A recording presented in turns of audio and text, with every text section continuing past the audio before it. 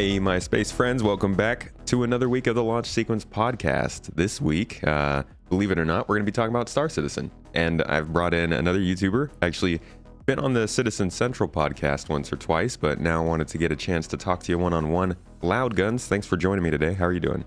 Yeah, I'm all good, thank you. Thank you very much. So as you all know, this is a podcast about space games, generally Star Citizen, but we venture out a little bit. And Starfield is a game I'm very interested in, so it's going to be coming up pretty regularly. Now, it's not going to be a big topic, the big topic of today, but it will be coming into this conversation because today we're talking about Star Citizen's worth. I don't want to say worth in terms of like, should you pay attention to it?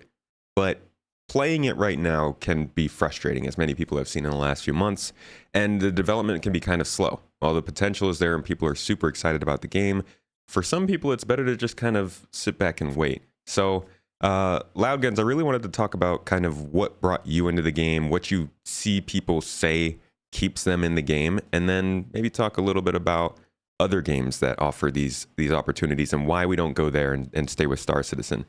But first, I wanted to get a better idea of kind of where you came from when it comes to gaming. So like there's a lot of backgrounds, it feels like, of people who come into Star Citizen. What did you do in terms of games before Star Citizen? So I was really into survival games.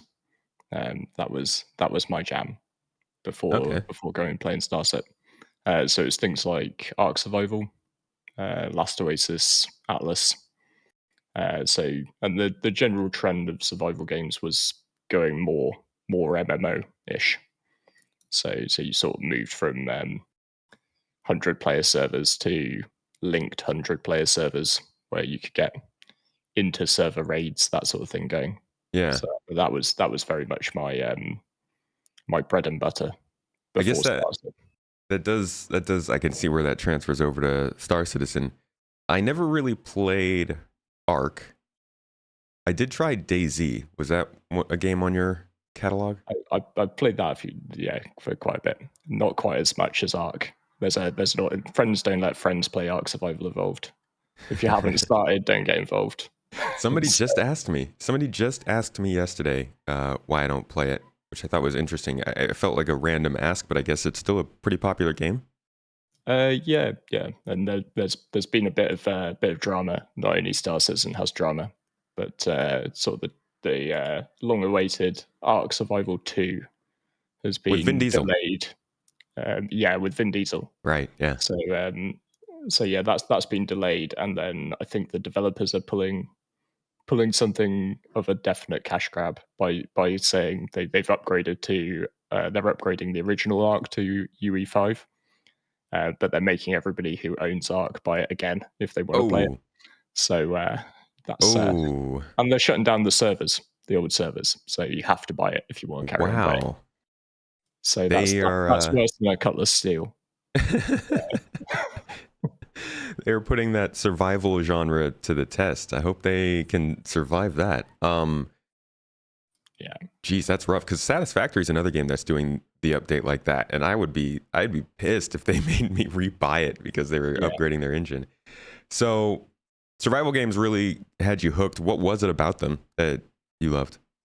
I'll be honest, I'm a bit of a sucker for sort of process and a bit more of a min-maxer generally. And I like the whole thing of breaking down sort of different processes in games, different game loops, and then just min-maxing them as much as I can, which survival games lend themselves to quite widely. Yeah. The other thing I love about survival games is the PvP, because it's just always PvP. So if you need to go and leave your base, then you're in an open world, and somebody could come along and be malicious towards you. But also, it's kind of great for that feeling of not knowing what's going to happen, because both people who meet out in the wild in a survival game have something to lose. Chances are you're both out there gathering resources, and then you sort of get some great standoffs, some great stories where like two people stand off and look at each other, and then all of a sudden it turns into a chat and they become friends. But right at that start, they were pretty ready to shoot each other. Yeah, that So sounds familiar. As somebody who came from single player games, I'm not familiar with that at all. Or I wasn't familiar with that at all before I started in Star Citizen. It was, I saw some games, like I mentioned Daisy earlier, and other games like that were focused on the whole. I distinctly remember it's probably around like 2015 or so. I saw a video of somebody playing a game, and they were out in a forest, and they had a fire, and they were like cooking and eating, and they kept hearing a voice of somebody in the forest out in the dark, but it was like you could tell it was just outside of the range of the light from their fire. And I'm watching this video and I'm like, geez, this is a game? Like, I was so surprised that you could have a scenario like that play out in a game, because it was this whole back and forth of like, this dude keeps freaking this guy out and this guy is narrating to his audience, like, do I just like make a run for it? Do I sit here and bunker in? It's cold. I might get frozen out there if I leave the fire. And I'm like, wow, survival games are kind of cool. I suck at them, so I don't play them. But yeah, they really, I guess, blew up in the last kind of 10 years and offer an experience you don't really see with other games. yeah, it's very strange because it can go from you're literally just doing housekeeping around your base, just pottering around, putting various stuff into cupboards, to full combat mode in a second as some other tribe turn up to try and raid you. So so yeah, it's great because it's quite a varied experience. So you're looking forward to base building a lot, I imagine, in Star Yeah, Citizen. yeah. Yeah. I try and basically I've got a thing of happiness equals expectations minus reality. So I've got a thing of trying not to let my expectations for base building run away from me, not to get too excited too early about it. Yeah, you never really know how it's gonna go, and even when it's first implemented, it's probably gonna be pretty light. But expanding that whole idea of meeting somebody while you're getting resources and like having a conversation and possibly fighting over it, expanded out to like spaceships on different planets, it's enticing. And It says, I think as we go into Pyro as well, sort of maybe Starset might become a little bit more like that. Like in Stanton, there's a bit of a you don't have to think too long before you make up your mind of whether to shoot that person or not, yeah, whether to get into that fight, because like what's the worst that's going to happen? You lose and then you end up back at a station, yeah. and maybe that guy presses a crime stat against you if you deserve one. But in Pyro, I think you might bring in more of that feel that you get from survival games of like, no, I have something to lose. That something is my time. It took Yeah. hours to get to this point. So do I want to risk it just to see if I'm better than this person out in the black? It's kind of interesting because I'm thinking about the first thing I think of when you say that is they need to fix the reputation system. Like, we have to be able to reliably know what that person's intentions are based on their past activity. But then I'm also thinking of the other survival games. Now, like I said, I've touched DayZ. I haven't played Ark. I've seen Rust. And I know there are several other games in that genre. Do any of these survival games, when you encounter people, do they have a way of knowing what that person's intentions are, or do you just have to play it by ear? I think you just have to in most of these, certainly the ones that I've played, you just have to play it by ear. You have to do it on the basis of how people are moving. So like one of the best that I played, and it was a big shame that it was an indie game which had a really trashy launch, and therefore it had a lot of interest and didn't recover. It was Mm-hmm. called Last Oasis. Mm. I loved it because it was primarily melee combat. There wasn't much range in it, and so when you met people, they they would be getting ready to beat your head in with a club, basically, or a sword. Not there wasn't somebody just aiming a gun at you. Right. So yeah, it's sort of working out like is that guy's friend trying to circle around behind me? Like in other games, are these people coming out towards me with guns up or guns away? Like Yeah. Okay. what sort of signals are they showing? So So how would something like that translate into Star Citizen, in your opinion? I think sort of it'd be interesting for me if maybe they put more emphasis on whether your ship weapons were powered up or not. I like that. Yeah. And maybe with master modes, we'll see that with if you're just traveling, you're maybe conserving energy, that sort of thing. So maybe I don't know if you've played Elite Dangerous at Yeah. all. Yeah. So, like how weapons hardpoints are actually something You have to you like put out, bring and out into your ship. Yeah. so maybe I think over time that sort of thing might evolve to be how we show an aggressive stance, or I don't want any trouble stance. So I like that. And then even getting maybe like some kind of an indication on your HUD that a ship nearby has done that. I think that gives people those kind of like Star Trek sort of feelings when they're all on the bridge and their phasers have been activated. Like battle mode, everybody. Kind of yeah, exactly. that would be cool. Okay, so going back then to kind of your jump from the survival games into Star Citizen. Obviously there's a link there with the survival aspects, but what really brought you into Star Citizen? Honestly, the gateway for me was actually Elite Dangerous, and it was just taking a little break. It was like Elite was a game which I'd bought some time ago, but not played very much. Mhm. As was Star Citizen. I like bought a game pack for Star Citizen back in 2014, but then had never had a computer good enough to run it. Same.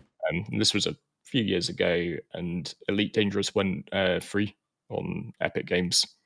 Had a group of friends who played games with, and so a bunch of them then got it, and I was just like, "Well, I've got it anyway." What time did you say this? Around what time? It's like a few years ago, sort of 2019. Okay. Yeah, yeah. The start of that period where we all played a lot of games. Yeah. So yeah, we played Elite Dangerous for a bit, and I liked it. I liked shooting stuff in space, but I found it a little bit shallow. And then that just made me think, well, actually now I've got an all right computer. What's happening in Star Citizen? Um, and the moment I touched down on a moon and got out of my ship, having walked around the interior of it, that was me pretty sold.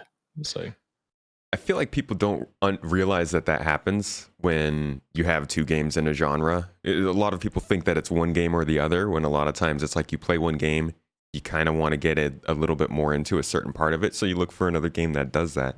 Um, you hear that coming up a lot with Starfield. I feel like people will play Starfield and want to do things that are in Star Citizen or Elite Dangerous and vice versa, which I think is pretty cool. It's healthy for the industry.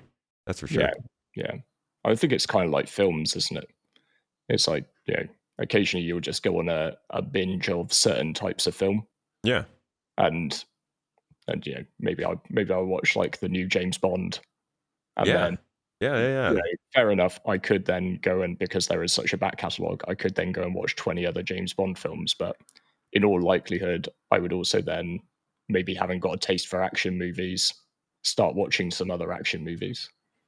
So There is this me and my wife got onto kind of a kick of movies with twists. So obviously, you had a couple like my favorite movie of all time is The Prestige. So I love looking for movies that have that kind of crazy ending.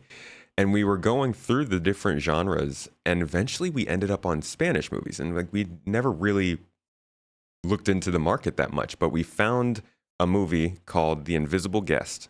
Anybody who's listening, if you like these movies that kind of play with you and then throw a twist at you at the end, this movie's fantastic.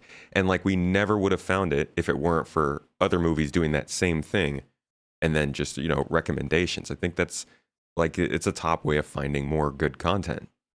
yeah, yeah. So you were playing Elite Dangerous around 2019. Was there anything specific that made you want to switch over to Star Citizen? You said obviously you like the ship interiors and like that just got your attention, but I know a lot of people switched over when like the consoles stopped getting supported. Some people switched over when the engineer grind got too much in the game. Was there anything that pushed you away, or just Star Citizen was more interesting? There were two things. The one thing was literally just landing on the planet. I think it was like I landed down on Ariel in a rented Cutlass because it was round an IAE, and I got a Cutlass. I landed down on Ariel and opened like the back ramp, and it was like, yes, this is like a moon that I can actually get out and explore if I want to. Um, so that just and sort of, even like at the time in Elite, the planets looked pretty rubbish. Like you could go down towards them, but they were just spherical. Balls of mashed potato. Yeah, yeah, and so it was just this this feels and looks better. The other thing though was party sizes. So one of the things which had really annoyed me about Elite was that you had your party limit of 4, and I was Wait, playing. I actually didn't know that. Yeah, it You was. you can't like fly around with more people than 4, or you just can't be in a party together. I think it's like you can group up and you can be in the same place on a Okay. server.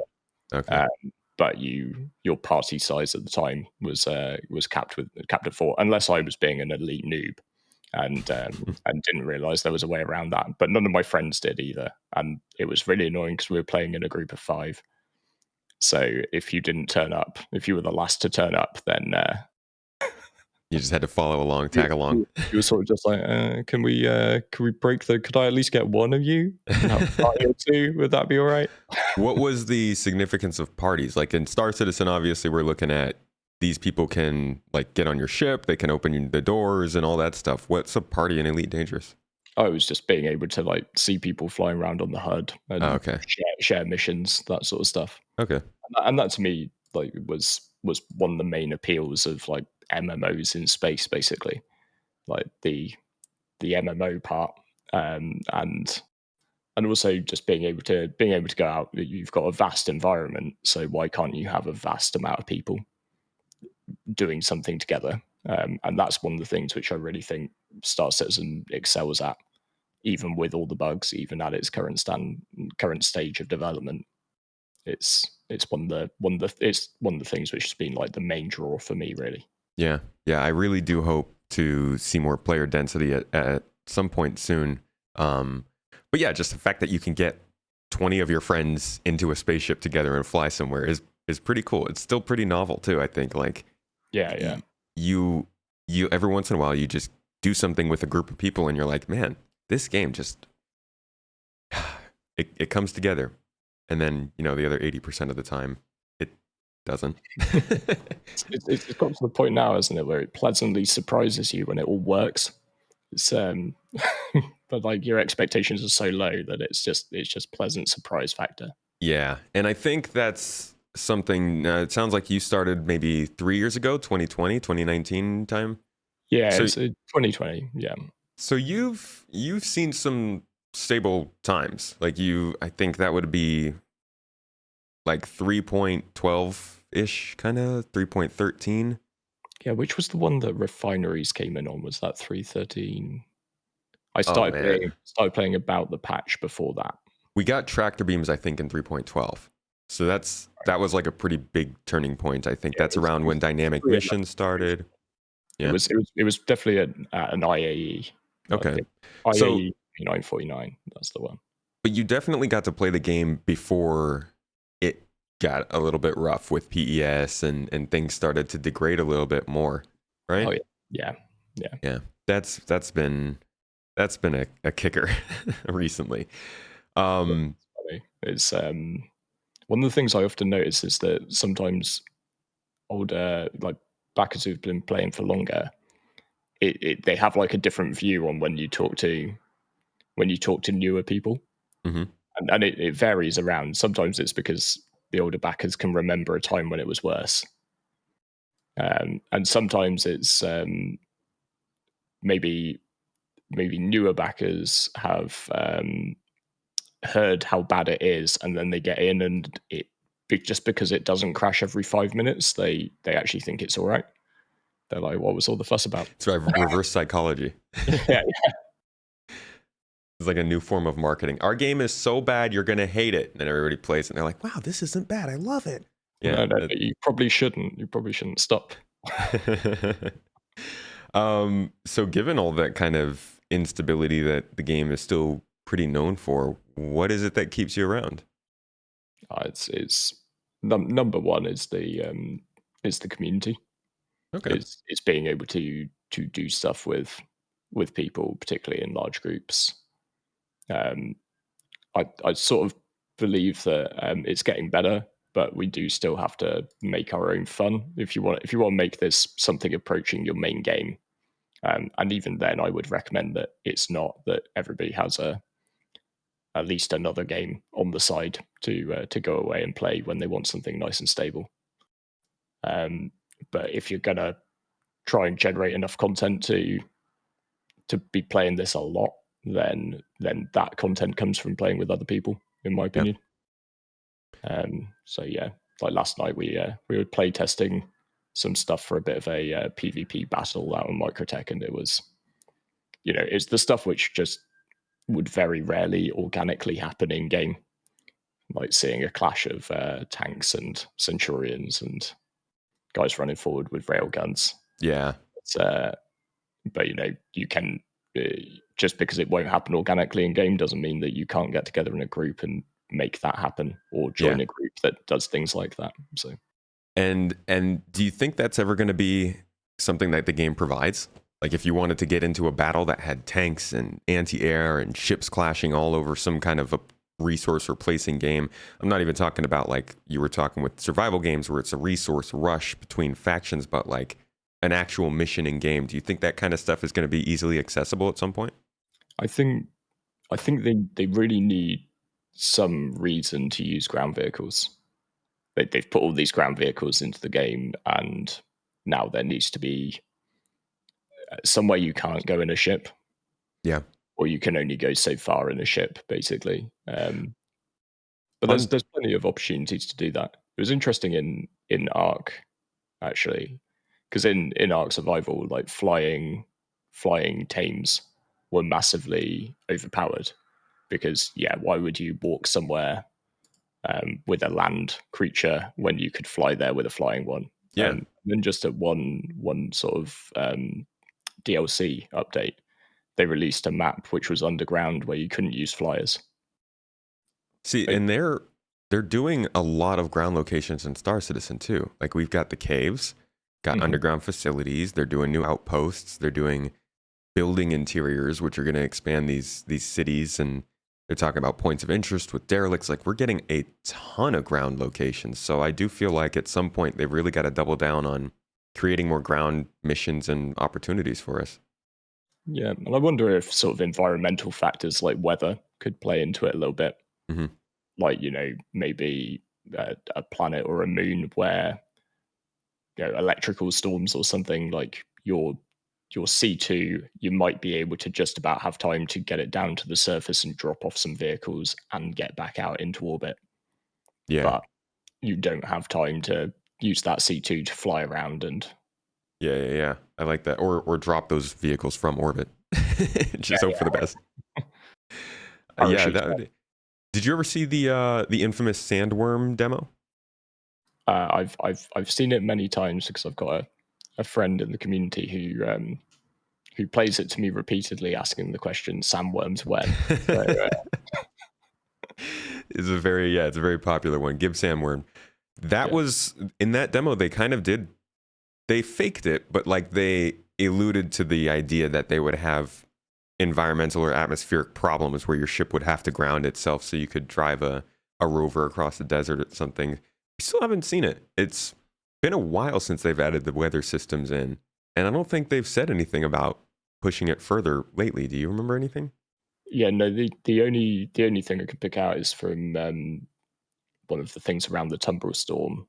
I think it might have been the Star Citizen Live, and they were just talking about, and it was just they just touched on reasons that you might need to use a ground vehicle over a ship, and I think they mentioned the word weather, but Okay. that's a reach. I'm reaching, but That's one of the difficult parts of Star Citizen development is how much of the design phase is still happening. Like like you said, they're talking about these reasons that you wouldn't be able to fly. It's not like they already have them ready to go or already have the design and the engineering needs to happen. Like they are R&Ding and designing a lot of this stuff, which even myself, even sometimes I'm surprised by. Like there are certain things that I would think, okay, yeah, they had that pretty figured out already, and then they would be like, okay, we're sitting down and we're putting together the actual details of how this will work, and I'm like, oh, okay, so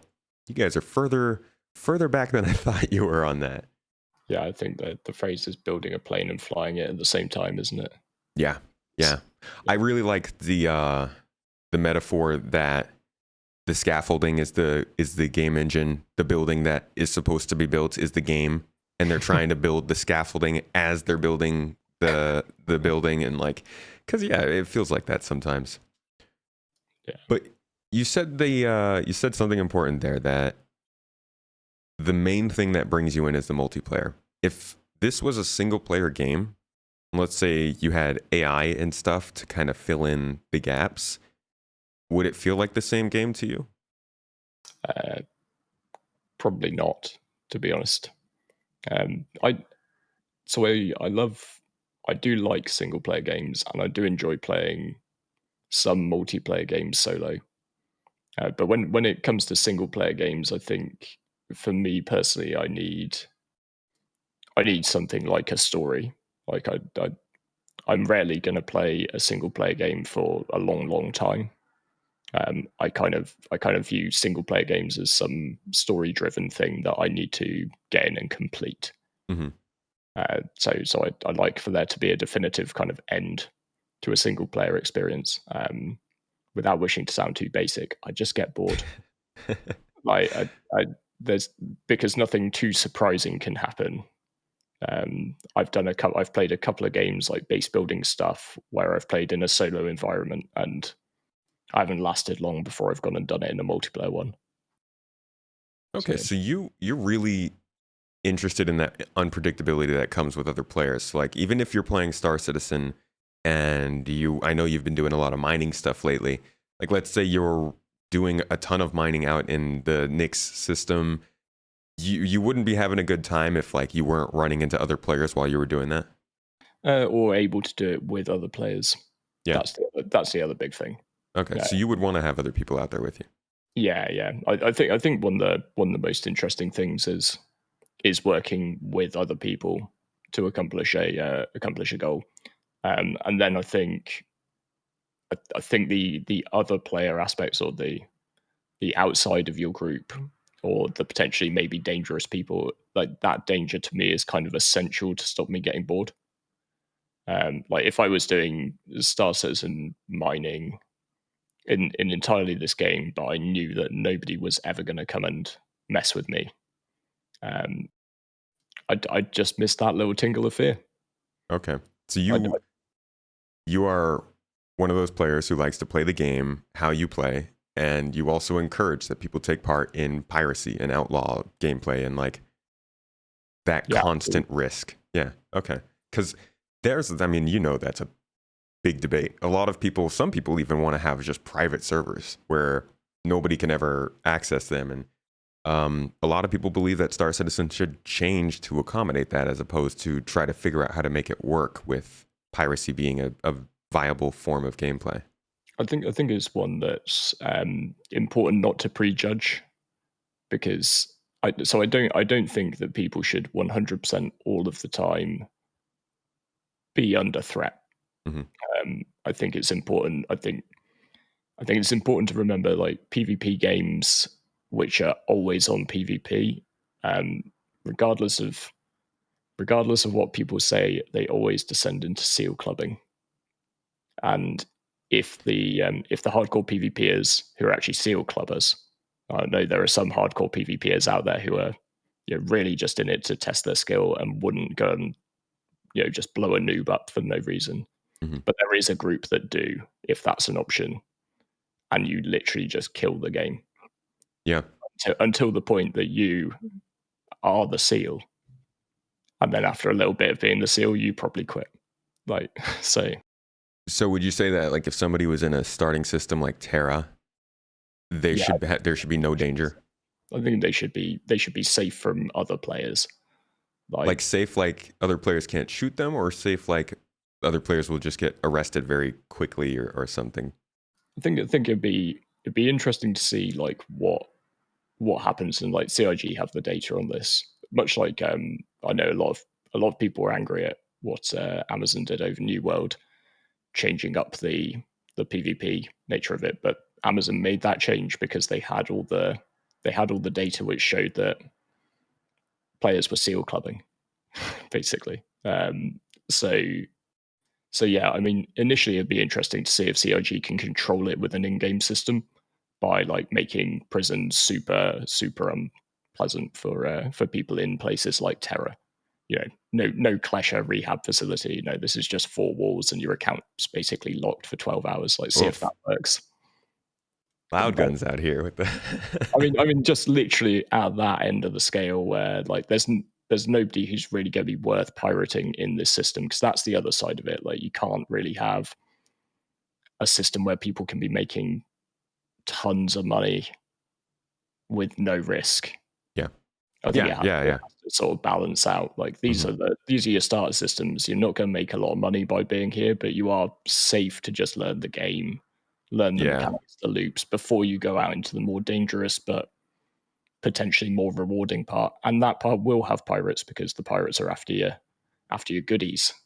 And Uh, that's going to be so hard to do because, like you said, New World was able to make that change because they had the whole game running. Everybody was putting in data and they were able to make a call. But like Star Citizen, it's like we're all in a single star system. So they don't even know how this expands when there's 4 or 5 star systems or yeah, reputation system or security and all that stuff. Such a challenge. So switching over from what kept you playing this game and what's really drawn you in and kept you here, what do you think is the case for like the community, other players? What are things that you hear people talk about that really make the game stick with them? I think there are a whole bunch of reasons that come together. Much like there's a whole bunch of things which drew people to Starset in the first place. Like some people I know are just um, they're really interested in being part of a game development project. Hmm. Um, doesn't hold as much interest for me personally as it does for other people. I would be very happy if they just announced tomorrow that, oh, we the elves came in and we finished it. Good news, everyone. But You thought you wanted 4.0. We've got everything. yeah, yeah, we got 1.0 of live. That would be great for me. But some people for sure just like seeing a game built. Um, Other people I do hear are just like, it's very pretty. It's a really enjoyable environment to be in. Do you think CIG or Star Citizen runs the risk of losing people who are drawn to it for its looks? Um, a lot of people Absolutely. will say this is a game that is going to be outdated in graphics by the time it matters. This is a game that's falling behind. Do you think that's going to end up being a problem for Star Citizen? So I think there's an element of like something can look really good without necessarily being the graphical fidelity being the highest. So it's I would say it's about other things, not just pure graphical fidelity. It's about things like art style. It's about the skill of the ship designers. Like, it's a total qualitative statement. Yeah. Um, but I just prefer the ships in Star Citizen to the ships in Elite Dangerous, for instance, just how they look. Yeah, I Um, think that makes sense. It's about like the design and I guess like you said earlier, the atmosphere that it sets up. Like you can fly into a city like Lorville and feel that it's a disgusting wasteland of a yeah, city, and that appeals to people compared to something like Orison, which you would say is the most beautiful city in the game because it's floating in clouds and it has a nice sunset and all that stuff. But yeah, when it comes down to it, a lot of people, you ask them like what the best looking X is in the game, and people will point to a lot of different things. So yeah, I think I get what you mean there. I tried Orison for a patch this patch, but it's go be back to Lorville for me next time. It reminds me of Birmingham where I grew up, so yeah, it's it's a nice town. Lorville is rough though after the update, right? Yeah, it's a little bit it's a little bit demanding. That was part Yeah. of my reason for abandoning to the clouds for a patch. Didn't want I to try out Arcorp? Not so much, not so much. I find it's best to be personally. I find it best to be at one of the two sort of more central places, Hmm, just a bit quicker to get out to all the various spots. So that's fair. And I spent so long living out of ArcCorp when I was purely doing mining that Lyria. doing the Arkel one, Lyria. Oh yeah. Okay. So yeah, I got a little bit bored of it. So We decided to take up ArcCorp for our starting point right now, so that anybody who's jumping into the org as a newcomer will have the tutorial to help them if they need. But I'm very interested in seeing, like, when the economy comes along and maybe we have 5 or 6 star systems and people are really spread out, what does end up being the central location in Stanton? It does feel like it's going to be Hurston just because of the way that it's located. But if the planets are orbiting, that could kind of change. well, I think as well one thing which might make a difference is I don't know exactly where the jump gate is. So Mm-hmm. for example, right now, Microtech is the one that fewer people go to because it is, Microtech's far away. Yeah, Um, but what if you know the jump gate is somewhere closest to Microtech, and that's then all of fair. a sudden it's like Microtech might start being viewed as the central place because you're in Stanton, but you can also exit Stanton and go to the other places quicker. You So know, what would be incredible is if cargo missions, like if the economy took that into account and said the Hull Cs and Hull Ds and yada yada that are coming from Terra or coming from Magnus or wherever land at the Microtech cargo center and drop off their stuff. And then other missions get people to, okay, then we take the cargo from Microtech and distribute it to the other planets. That yeah, would be very cool. Um, there's also the Aaron Halo Belt, which is kind of a big obstacle for people who want to get, I can't remember. I think it's Hurston and ArcCorp that are the 2 innermost planets. And Hurston and Crusader okay, yeah. So are then inside it, and then it's between like Hurston and between Crusader and in ArcCorp, Arccorp, isn't it? yeah. So that's another thing that they haven't really talked about that could change the way people move around this star system. Hmm. I think it's good to create more bottlenecks in the system. Like you want some systems in place to stop it just being like jump gate camping that you used to get in other games like Eve. Yeah, Um, but at the same time, you need reasons to bring people together. Like there is already a absolute ton of space in Stanton, hmm, like square kilometer wise, cubic yeah. It is, kilometer wise. and it's not even like a big system. Yeah, it's just wild. What else do you think besides the graphics keeps people in Star Citizen, despite all the bugs and delays and stuff that causes problems? I mean, there are a lot of people who play this game and actively say that I am sick of this game. Yeah, so I think to be honest, I think there are two things. I think one is that actually the game loops are quite engaging. Um, maybe maybe there might be some players who have played a long time, and if you do anything for a long time, it's going to get a little bit boring. Yeah, Um, but in so many other games that I can name, mining is holding down your left mouse button while you stand next to a rock, and stone or whatever metal goes into your inventory. So comparatively, something like mining in Star Citizen is a full fledged engaging game loop.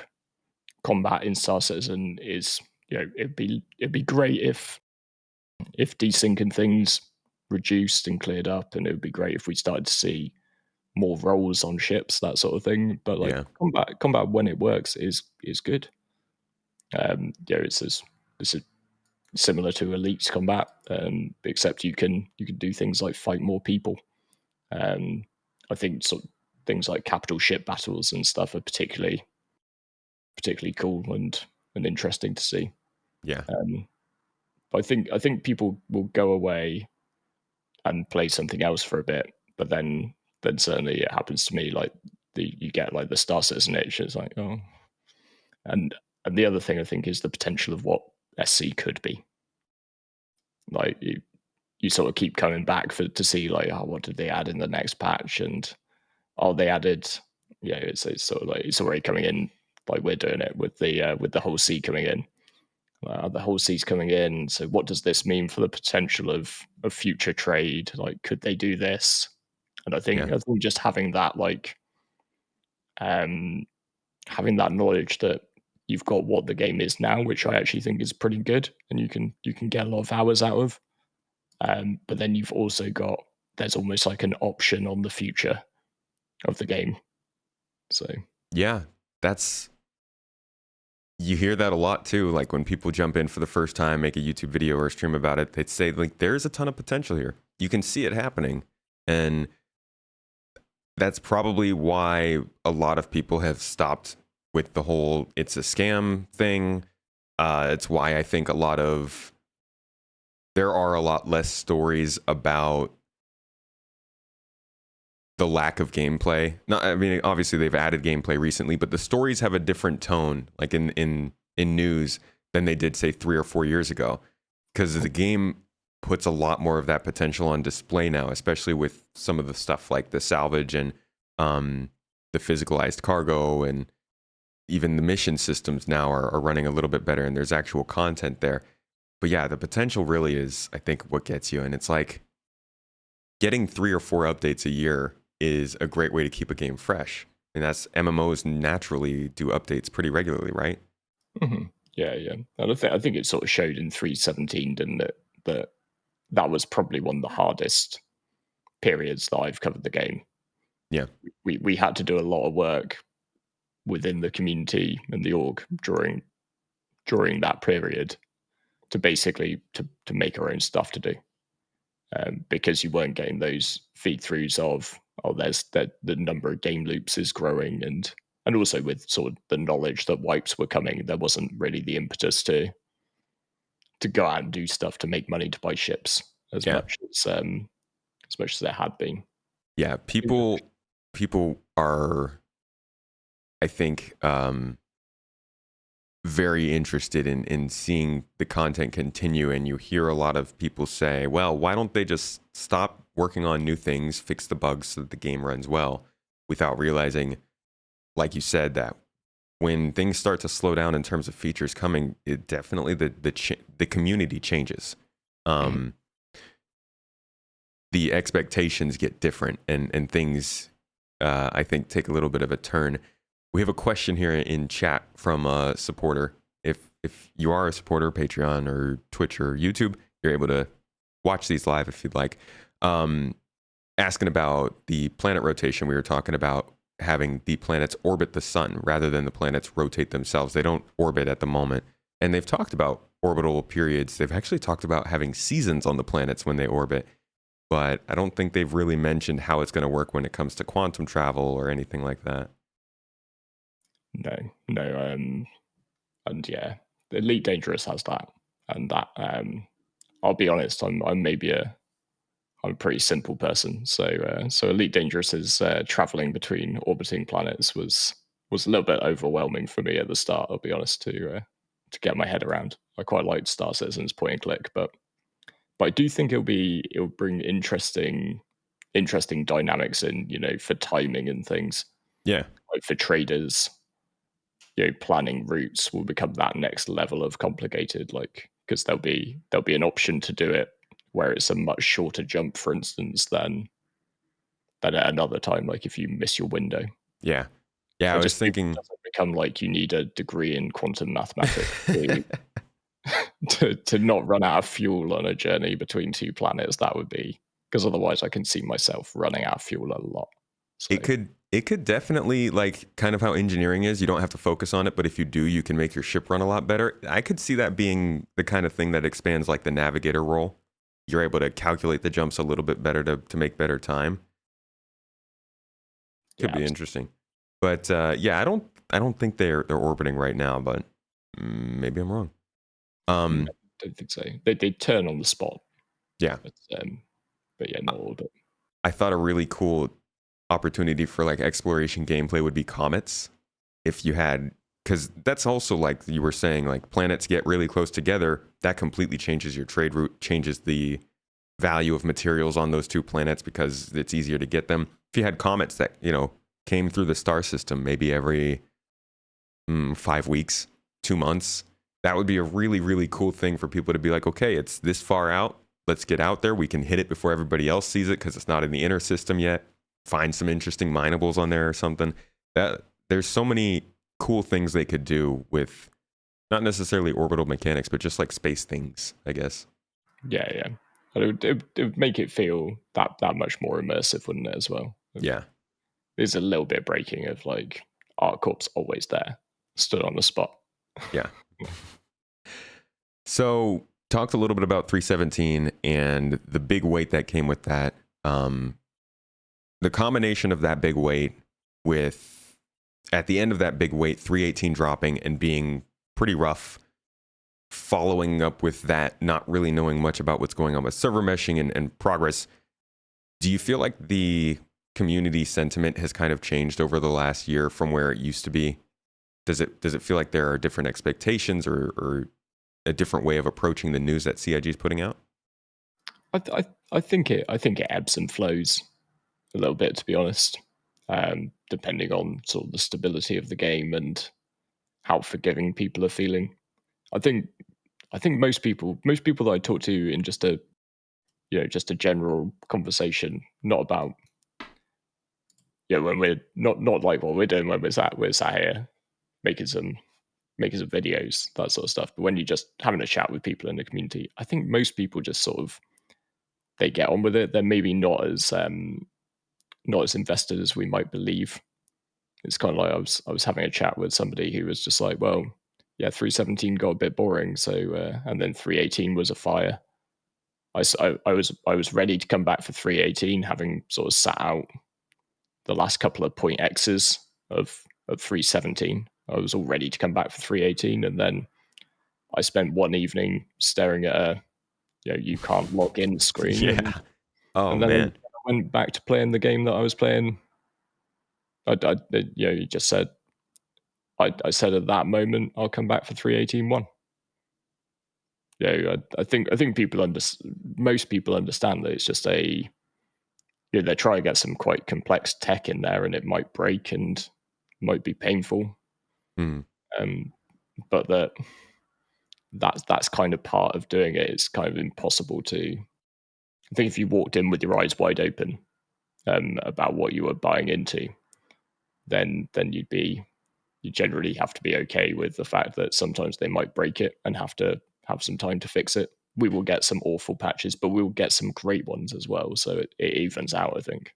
Do you think the way the game is expanding, because it definitely in the last, I would like year and a half, especially with some big names like Jack Frags, we've seen Level Cap and Ollie definitely take the game in stride. Do you think that the more it expands and more casual players coming in, that can change what you were saying? People who kind of understand that it's going to break. And do you think that Star Citizen has some responsibility to uphold that with the way that they market it and with the way that they kind of advertise the game as being a playable experience? Yeah, I think the advertising angle is a little bit shady. The marketing sort of ploys, and but then I think you could say that about marketing of so many products in general. I But mean, it's people don't like advertisers. uh, for a reason. Yeah. But no, but I should caveat that with one of my best friends is an ad man, so it's I'm sorry, Ben. I'll clip Um, this and send it over.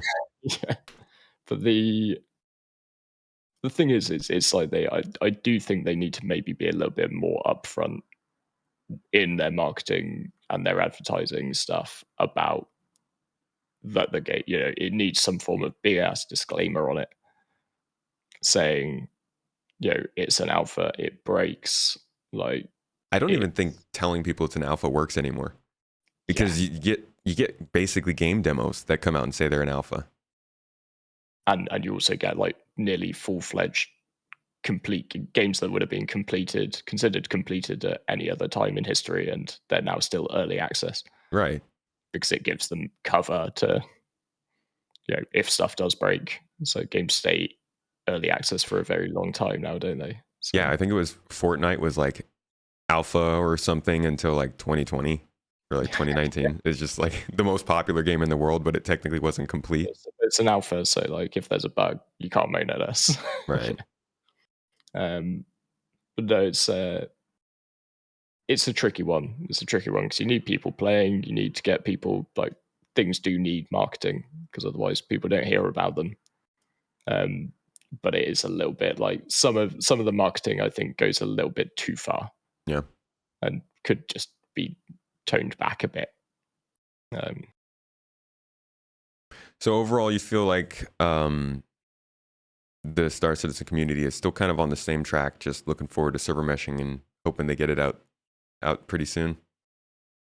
yeah, I mean, like one of the things I quite regularly say. So I think you're absolutely right. So the scam stuff has really toned down.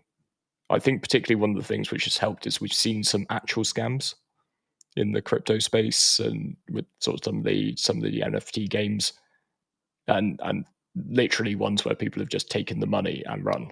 Yeah. And and I think sometimes like seeing what a real scam is and seeing that a scam doesn't deliver you something playable like this most of the time, it kind of like that really does put a spear in the it's a scam argument. But one of the things I quite regularly to try and remind people of is like companies go bankrupt, and I'm not saying that I've seen anything in the tea leaves that says that CIG will. I'm not saying that I think they will.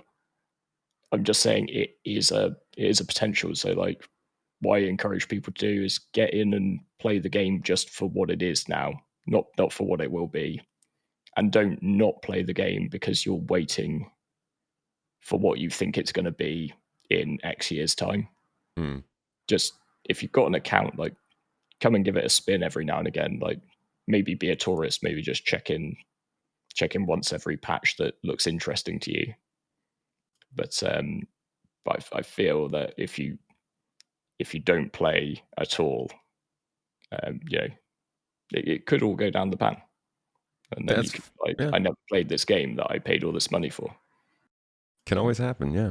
I do hope that the Arena Commander updates coming up help a little bit with that kind of the opportunity for people to just jump and check it out a little bit and then wait by. That could be a great way for people to get like a 30-minute, 60-minute play session in. I've got that same group of friends I was playing Elite Dangerous with. I've never managed to persuade them to play Star Citizen because they're just more into games which are more complete. But I did show them the Arena Commander updates, and it was interesting that for them that was well, actually, when that comes out, we'll come and play. Yeah, these are guys currently playing like whatever the latest like Warzone Call of Duty thing is most of the time, but they're Yeah. they're just like, well, that looks like something I could get involved in. That and I think their sort of Arena Commander done well could be a really good gateway into Star Citizen more generally. Yeah. That could be great. I mean, they could go a step further and like release this on another platform or maybe make it a free part of the game that people can try out. Because whenever people will ask about free flies, I'm going to tell them jump in and try out Arena Commander. Like Yeah, if you want to just understand how the game feels, get an Arena Commander, do a couple races, do some dogfighting, just get a feel for the game and see if you like it. And that's being the able to do that for free. that's it as well. Sort of because I'm sure you've made new player guides at various times, and as we all have, and it does hurt me a little bit. Like when you try and make a good video, you want to get like a hook in to the start, like you'll put an interesting bit that keeps people interested. Hmm. But what always hurts me a little bit on the new player guides is I have to start the new player guide by telling somebody how to get out of a bed and how to navigate their way through a big city without like really stopping to like take it all in because we'll try and get to the bit where they actually take off in their spaceship and fly out of orbit and go and Yeah. do the game.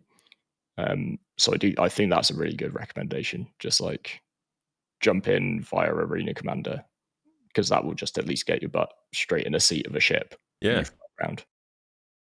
Did you Did you only start doing YouTube stuff after you came to Star Citizen? Yeah, yeah. So that's Surprise. something I struggle with is like making a new player guide for this game. I've never made a new player guide for another game. So I'm like, what do they tell people in other, do they tell them how to download the game or how to get into the launcher? Do they just, because that's something that you kind of, at least before, you would feel like you needed to include in a Star Citizen new player guide. And it's just like, that is the most boring thing to start a video out with. Yeah, I usually start from the get out of bed bit. Okay. Well, Yeah. the set your location.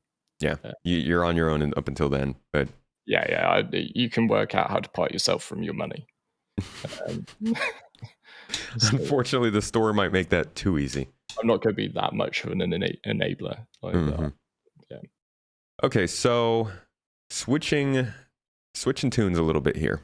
I want to talk about where Star Citizen is in the industry itself, because with Starfield coming out, we're hearing a lot of the same kind of things we heard with something like Elite Dangerous Odyssey. This is going to have an effect on Star Citizen. It's going to be rough on Star Citizen. But I think something that has always set the game apart has been that it still offers a unique experience. From 2017, when they finally got 3.0 out to us, till now, people have stuck around because it's still very hard to find the same kind of experience in another game, despite how bare bones it might be. Do you think that there is any other game that's offering something similar to what Star Citizen does that people can turn to and look for? Um, not exactly, to be honest. I've seen a couple of sort of videos on various other games. Is it Spaceborne? Yeah, Spaceborne is that single player one that came out. But yeah, I mean, it makes you worried a little bit around the edges, like that nobody's trying to do the same thing that Star Citizen's doing. It's like maybe they're not trying for a reason. But at the same time, I think sort of one of the big benefits that Star Citizen has is one of its curses. It's the sort of double-edged sword of not having a studio telling you have to get this out the door, or a publisher telling you have to get this out the door. Just So millions of fans. it's just us, so who they can ignore. So yeah, we'll kind of I think they're able to do something which is maybe more ambitious than most other projects. Um, I think sort of Starfield is it's probably more a direct competitor to Squadron. Would you say? Yeah. As opposed to as opposed to Star Citizen. Even then, I mean, just I had a stream recently where we went over like the last 10 years of Squadron 42 announcements and stuff. And even then, like, I knew all of this stuff, but actually physically going back through it all and watching how Squadron is meant to play and what their vibes are with that. And then you look at something like Starfield, and you can see a pretty big difference in what they're going for. This is like a hardcore military-esque, like you're a lieutenant, you're reporting to your commanding officer, you're not going off and doing your own thing. You're taking your mission, saving people, killing people, getting back to your ship, and then loading in for the next mission, as opposed to Starfield, which is more along actually my lines of what I want from a game, single player game. You're basically choosing your path. You're choosing your character. You're choosing what you're doing. You're role playing, and you can do it at your own pace. So even that comparison, I do see. Obviously, they're both space games,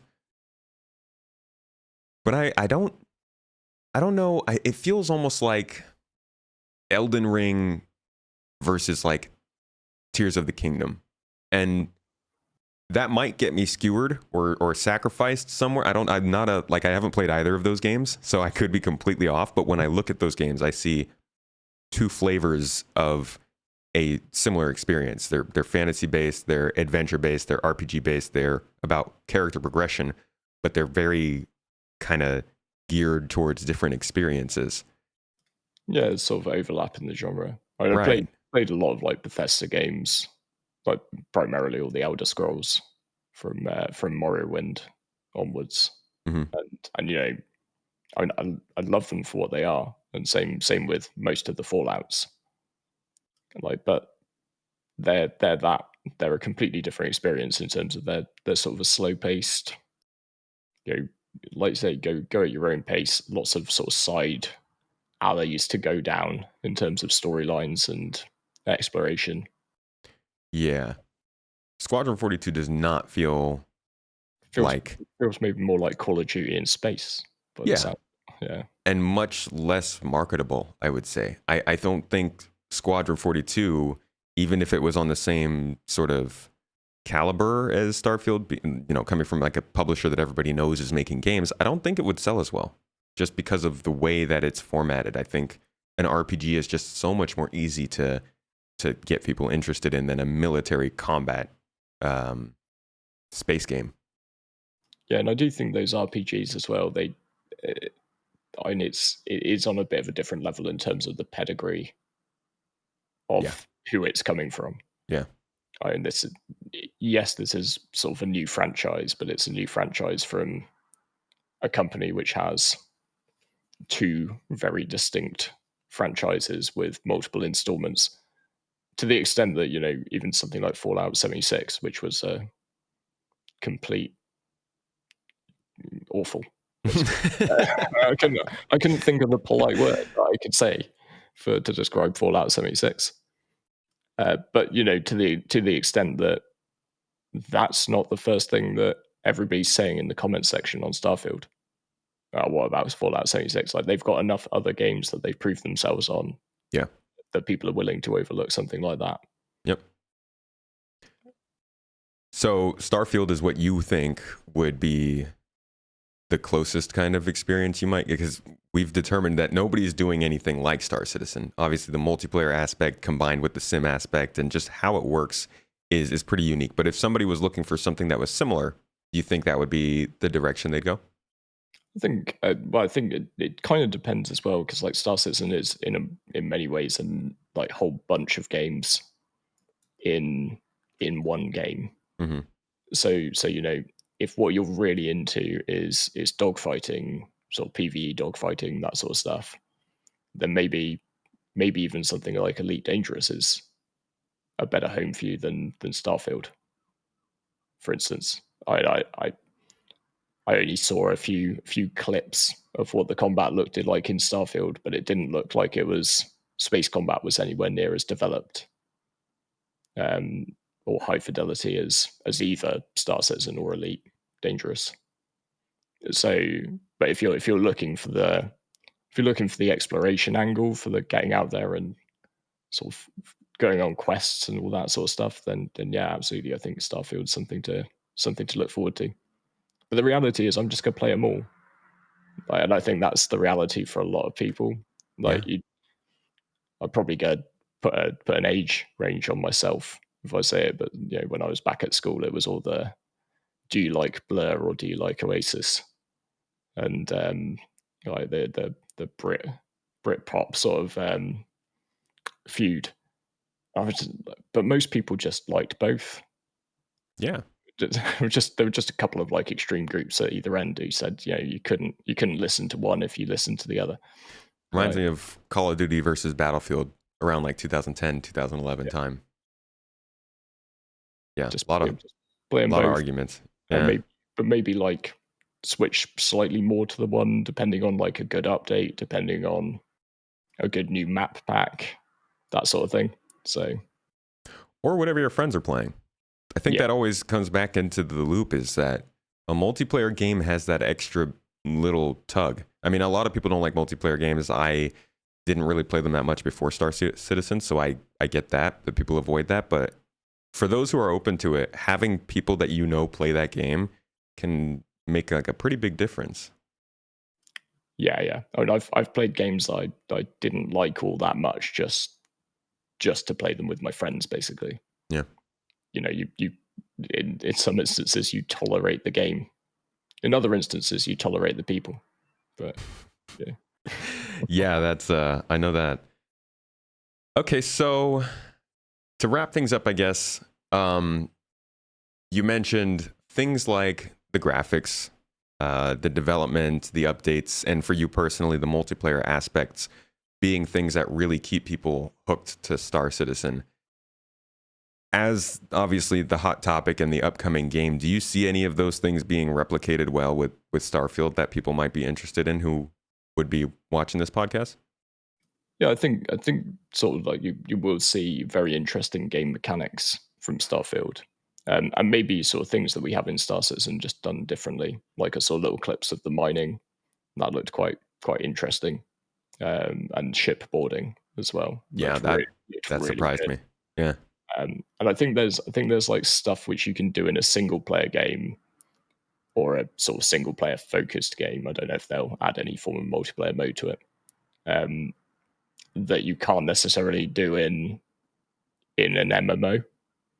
Like you can do more like better dynamic setups of certain missions. Like there can be trigger points because you're the only sort of moving factor in the Yeah. game.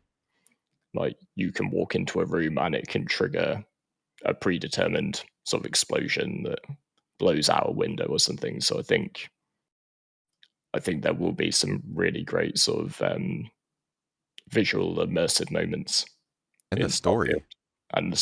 And that's something which MMOs have historically found it incredibly. It's an incredibly difficult thing to put a story into an MMO because it's that age old problem of like you go up to the guy who tells you like, oh wow, adventurer, like finally you've come to save this realm and this kingdom.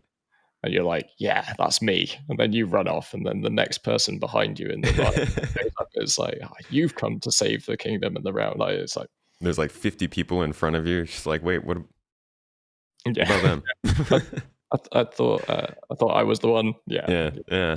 So like the stories in these games, particularly if they're done incredibly well. I mean, people sort of criticize main character syndrome, don't they?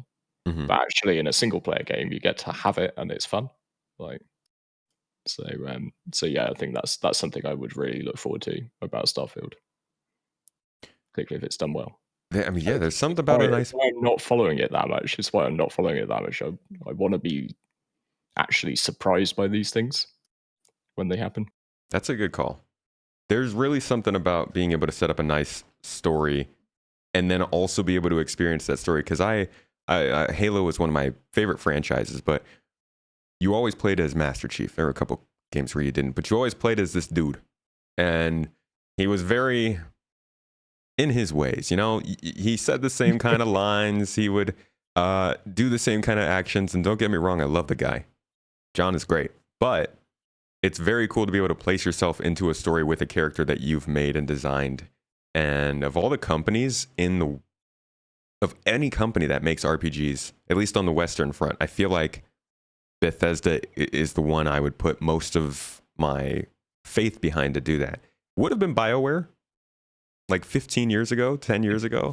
But yeah, Bethesda, I think, has a good knack for immersing you into your own story. And I know that's Star Citizen's thing is immersion, which is why I think there's a little bit of crossover there. But the single player experience is handcrafted, like you said. Yeah, yeah. Well, Loud Guns, thank you so much for talking with me today about the I don't want to say the worth of Star Citizen. That sounds so bad, but really, I guess what draws you in, what you enjoy about it, and talking a little bit about Starfield. Do you have any other thoughts you wanted to mention before we head off? No, it's great for me. But yeah, thank you very much for inviting me. Of course. That was really good fun. Can you let everybody know where they can find your content? Yeah, it's primarily on YouTube. So it's just youtube.com/loudguns. I do have a Twitch presence under the same handle, but I've been decidedly lax on the streaming front. I will get back to it at some point. But Well, it's a when I have time endeavor. Twitch might not be the best place to stream for long. We'll see. But we won't get into that here. You have a Twitter too, right? Oh, I do, don't I? Yeah. Go Sorry, tweet at him, folks. It's that's even more covered in cobwebs than the Twitch channel, to be honest.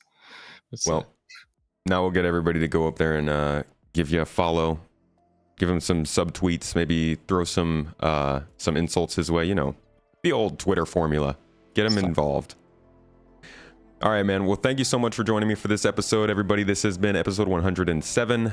We'll be back next week talking more Star Citizen and possibly more other space games. But if you'd like other content, follow us on YouTube.